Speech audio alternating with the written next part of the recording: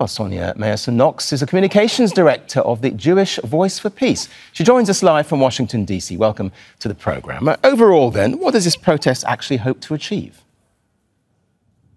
This protest gathered over 400 American Jews, rabbis, students, descendants of Holocaust survivors from all across the country, gathered together in the heart of Congress to tell our president, to tell our vice president, to tell our elected officials that what we need right now is a weapons embargo. We need an end to the U.S. funding and aiding and sending weapons to the Israeli military. We need a ceasefire right now, and the only way we're going to get that is through a permanent weapons embargo that will ensure that our weapons are not being used to commit a genocide. But how much impact can you actually have, though, when you consider how committed the US administration is when it comes to Israel? The U.S. administration likes to pretend that it is completely oblivious to everything that the incredibly popular Palestinian liberation movement across the United States and the world has been doing. And yet we have seen seismic shifts. It's not enough. We are going to continue pressing. We are going to continue doing more.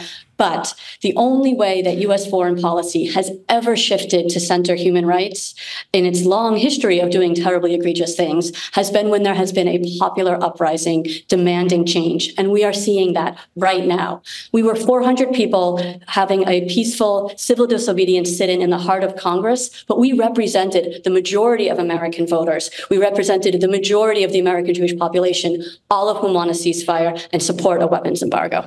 Let me ask you then, have you had any contact with the families of captives trying to lobby for their release, and what have they said to you?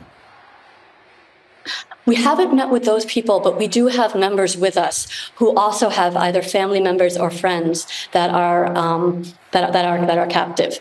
And we know from their conversations with their families and with their friends back in Israel that what everybody wants is to see a ceasefire and a diplomatic solution, because that's the only way we're going to actually have a future where Palestinians, where Israelis, where everybody is safe and free and equal. What kind of reaction, then, have you had to this protest, and what happens next? The reaction from the people that happened to be in the building was quite positive. The police were obviously distressed, and they arrested over 300 of us. But we are going to keep going. And tomorrow, U.S.-based Palestinian groups are organizing a massive, massive protest. So that at the exact same time as the war criminal Netanyahu is addressing U.S. Congress, thousands and tens of thousands of people, all wearing red, will be forming a giant red line around Congress, demanding this is the red line. We have to have a weapons embargo now. And Jewish Voice for Peace will be there in the midst. Sonya Meyerson-Knox, thanks very much indeed for joining us here on Al Jazeera. Thank you so much.